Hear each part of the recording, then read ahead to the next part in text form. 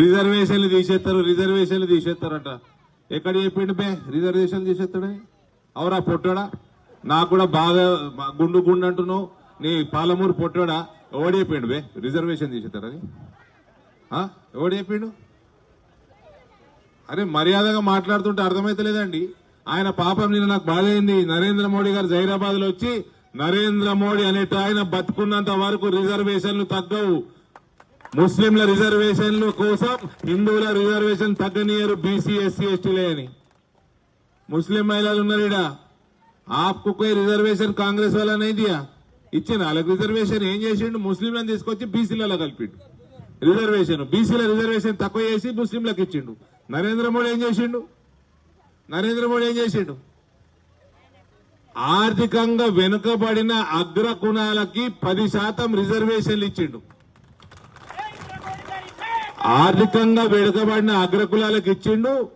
Reservation కేటగిరీలలో లేని వాళ్ళు కూడా దాంట్లో ఎలిజిబిలిటీ వాళ్ళకు కూడా అలా హక్కు ఉంటుందని చెప్పిండు. అంటే మనకి రెడ్డి సోదరులకి, మనకి ఆర్యవైశ్యులకి, బ్రాహ్మణులకి ఇచ్చుకుంటా ముస్లింలకి మత ప్రాతిపదికన ఎక్కడ కూడా రాజ్యాంగం రిజర్వేషన్లు ఒప్పుకుంటలేదు కాబట్టి వాళ్ళ దాంట్లో గరీబోళ్ళు కూడా ఇలా వాడుకోవచ్చు అని చెప్పడం జరిగింది. అంటే నియత్ ఉంటే పని చేసుకోవచ్చు. నియత్ ఉంటే రాజ్యాంగం ఏమన్నది? మత ప్రాతిపదికన రిజర్వేషన్లు ఇవ్వకూడదు అన్నది. కాంగ్రెస్ వాడు ఎంతసేపు తీసుకొచ్చేసి వాళ్ళని తీసుకొచ్చి బీసీలలో కలిపితే బీసీల రిజర్వేషన్ తగ్గిపోదా? కర్ణాటకలో అదే చేసిండు కాంగ్రెస్ వాడు. ఇవాళ ముస్లింలకు రిజర్వేషన్ కల్పించినోడు నరేంద్ర మోడీ, మన రెడ్డి సోదరులకు రిజర్వేషన్ కల్పించినోడు గరీబోళ్ళకి రెడ్డిలలో నరేంద్ర మోడీ. ఈ రకంగా అగ్రకులాలలో కూడా ఉన్న గరీబోళ్ళకి రిజర్వేషన్ కల్పించిండు. అంటే మనసుంటే మార్గం ఉంటది.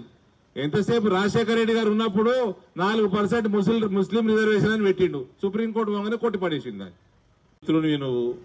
నేను బంద్ చేసిన, నేనేం అంటలేను. ఒకసారి చూస్తే 2 సార్లు చూస్తే మళ్ళీ ఇలా మళ్ళీ వచ్చిండు, మళ్ళీ గుండు అంటుండు. ఉంటో గింత జానడంతా ఉన్నాడు మనిషి, జానడంతా ఉన్నాడు. ఇక దీన్ని నిలబెడితే ఈ స్పీకర్ ఉన్నది కదా కనబడు ముందరికి.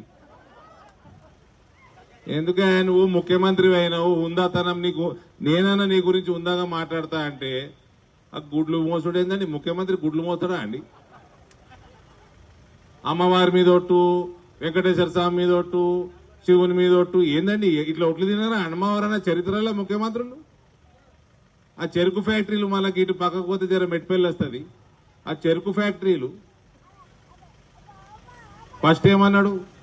ప్రభుత్వం రాగానే తెరిపిస్తా అని అలా రాసిచ్చిండు మేనిఫెస్టోలో. ప్రభుత్వం రాగానే కమిటీ వేసిండు. ఆ కమిటీ వచ్చింది, ఫ్యాక్టరీ దగ్గరకు పోయింది. ఆడికి పోయి డిసెంబరు 2025 వరకు తెరుస్తామన్నది. ఇక దాని తర్వాత మన ఎన్నికలు వచ్చినాయి. నేను వచ్చిన సింపుల్ గా చెప్తున్నా, నేను ఇగో మీరంతా దొంగలు. ఆ కవిత ఉన్న రోజులేమో ఎవడైనా ఫ్యాక్టరీ కొంటందుకు వస్తే 100 కోట్ల లంచం అడిగింది కాబట్టి తోడు ముందుకు రాలే.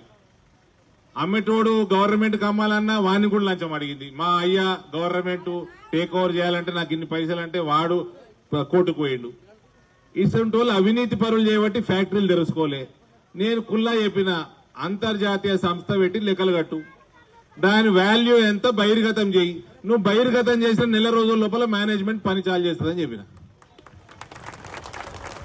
బహిర్గతం చేసినాక నాటకాలు ఉండే కదా. స్పష్టంగా పనిచేయాలి, ట్రాన్స్పరెంట్ గా పనిచేయాలి. అది నరేంద్ర మోడీ తోటే అవుతుంది, నరేంద్ర మోడీ పార్టీ తోటే అవుతుంది.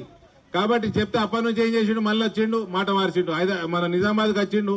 మొన్న 5-6 రోజులకు జీవన్ రెడ్డి గారు నామినేషన్ వేసినప్పుడు వచ్చి బాసరమ్మ సరస్వతమ్మ పేరు మీద ఒట్టు నేను సెప్టెంబర్ 17కు తెరుచుకుంటా అన్నాడు. ఇట్లాంటి పనికిమాలిన మాటలు మాట్లాడు కంటే నీ 6 గ్యారెంటీల సంగతి చెప్పు, చెరుకు ఫ్యాక్టరీల సంగతి చెప్పు. ఇప్పుడు గల్ఫ్ బోర్డు పెడతా అంటాడు. రాష్ట్ర ప్రభుత్వం గల్ఫ్ బోర్డు పెట్టేది ఉంటే, నిజంగా చిత్తశుద్ధి ఉంటే అలా అసెంబ్లీ ఎన్నికల ప్రణాళికలు ఏంటికి లేదు. ఇక పెద్ద మనిషి జీవన్ రెడ్డి గారు నిలబడ్డారు, 15వసారి ఎలక్షన్ నిలబడ్డాడు. ఆయన వయసు 75 సంవత్సరాలు. ఆయన కూడా అబద్ధాలు ఆడుతుండండి. ఆ అమిత్ షా గారి వీడియో ఆయన కూడా పెట్టిండు, దొంగ వీడియో. ఇక నా మీద అబద్ధాలు ఆడుతున్నాడు. నేనట విలాసవంతమైన జీవితం విలాసవంతమైన నరేంద్ర మోడీ కోసం వచ్చి కింద మీద వాడుకుంటా పార్టీని పెంచుకుంటా పసుపు బోర్డు తెచ్చి పసుపేట్ల మార్కెటింగ్ చేయాలి. 7 ఫ్లైఓవర్లుగా రైల్వే ఓవర్ బ్రిడ్జ్లు కడుతున్నాము, 1000 కోట్లతోటి హైవేలు కడుతున్నాము, రైల్వే స్టేషన్లు డెవలప్ చేస్తున్నాము, 2 కేంద్రీయ విద్యాలయాలు కట్టినాము, నయా పైసా అవినీతి మచ్చ లేకుండా చేస్తున్నాము. నువ్వెందుకు నిలబడ్డు జీవన్ రెడ్డి అంకుల్? ఎందుకంటే నీకు ఇంకా యావ జావలే, పదవి యావ జావలే నీకు. మేం పదవుల కోసం కాదు, మేం నరేంద్ర మోడీ కోసం వచ్చినాం రాజకీయాలకి. లేకపోతే మా అయ్య ఎప్పటి నుంచో ఉన్నాడు, నేను చిన్న గింతున్నప్పటి నుంచి నేను చూస్తున్నా రాజకీయాలు. నేను స్కూల్లో చిన్న పోరని, మా అయ్య మంత్రి. నేను కాంగ్రెస్ పార్టీ జోలికి పోయినామా? చాలా మందికి తెలియదు మా అయ్యకి 2 కొడుకులని. రెండో కొడుకు అరవింద్ అనేటోడు ఒకడు ఉన్నాడని కూడా చాలా మందికి తెలియదు. నేను నరేంద్ర మోడీ బొమ్మేసి పేపర్లో యాడ్ ఎత్తే అప్పుడు తెలిసింది చాలా మందికి. ఇవన్నీ ప్రజలకి సేవ చేయాలి.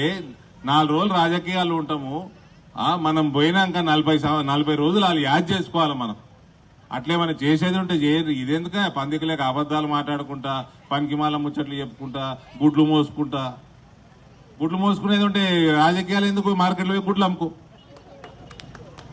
గాడిద గుడ్డు అమ్ముతాడు తింటాడా అన్న? గాడిద గుడ్డు తెచ్చారు, గాడిద గుడ్డు. నువ్వు గాడిద గుడ్డు కూడా తెలియదురా నాయన. నువ్వు ముఖ్యమంత్రి, ప్రజలకి నెంబర్ 1 వేస్ట్. జీవన్ రెడ్డి గారిని అడుగుతా ఉన్న స్ట్రైట్ ఫార్వర్డ్ క్వశ్చన్. ఇది పంచాయత్ ఎలక్షన్ కాదు, ఇది భారతదేశం parliament election. Citizenship amendment act మీద నీ స్టాండ్ ఏంది? ఎన్ఆర్సీ మీద నీ స్టాండ్ ఏంది?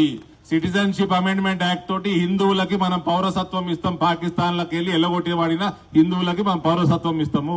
ఇక్కడ ఉన్న రోహింగ్యా తుర్కోలు, బంగ్లాదేశ్ తుర్కోలు ఎవడైతున్నాడో వాళ్ళని బయటకు వెళ్ళకూడదానికి నేషనల్ రిజిస్టర్ ఆఫ్ సిటిజన్ తీసుకొస్తున్నాము. నెక్స్ట్ యూనిఫామ్ సివిల్ కోడ్ మీద నీ స్టాండ్ ఏంది? యూనిఫామ్ ఒక్క దేశం ఒకటే చట్టం మీద మీ స్టాండ్ ఏంది? కశ్మీర్ 370 ఆర్టికల్ మీద నీ స్టాండ్ ఏంది? మన జనాభా కంట్రోల్ చేయాలంటే నీ స్టాండ్ ఏంది? అవన్నీ చెప్పండి చెప్పడు. గల్ఫ్ బోర్డు పెడతా అంటున్నాడు, మళ్ళా నిజాం షుగర్ ఫ్యాక్టరీ తెరిపిస్తా అంటున్నాడు. ఈ 2 రాష్ట్ర ప్రభుత్వం చేసే పనులు. నీకు దేశ ప్రభుత్వం కోసం ఏంటి కోర్టు? నీకు నువ్వు ఎమ్మెల్సీగా ఉన్నావు, నీ ముఖ్యమంత్రి ఉన్నాడు, నీ పార్టీ ఉన్నాడు. నీకు దేశానికి సంబంధించిన ఎన్నికలకి నీ కోర్టు ఎందుకు అడుగుతున్నావు? మరి వీటి మీద స్టాండ్ చెప్పు. హిందువులకి 2024 ఎలక్షన్ మన జీవితంలో మోస్ట్ ఇంపార్టెంట్ ఎలక్షన్. ఈ ఎలక్షన్ మనం హిందూ రాష్ట్ర స్థాపన కోసం ఈ ఎలక్షన్ జరుగుతున్నది. బాజాబ్తా పాకిస్తాన్, ఆఫ్ఘనిస్తాన్, బంగ్లాదేశ్ కి వచ్చిన హిందువులకి మనం పౌరసత్వం ఇవ్వాల్సిందే. ఆడికెళ్ళి వచ్చి దొంగతనంగా ఉన్న తుర్కోల. నమస్తే అండి. ఇది వ్యాపారం గురించి కాదు, ఓటు గురించి. ఎన్నికల్లో ఓటు వేయడం మన హక్కు మాత్రమే కాదు, కర్తవ్యం. ఎంతో మంది మహా నేతలు శ్రమించి ప్రాణత్యాగం చేసి ఈ అవకాశాన్ని మనకిప్పించారు. అందరూ ఓటు వేద్దాం. ఎందుకంటే ఓటు హక్కు ఊరికే రాదు. నా ఓటు ఎవరికో తెలుసా? అది సీక్రెట్ అండి.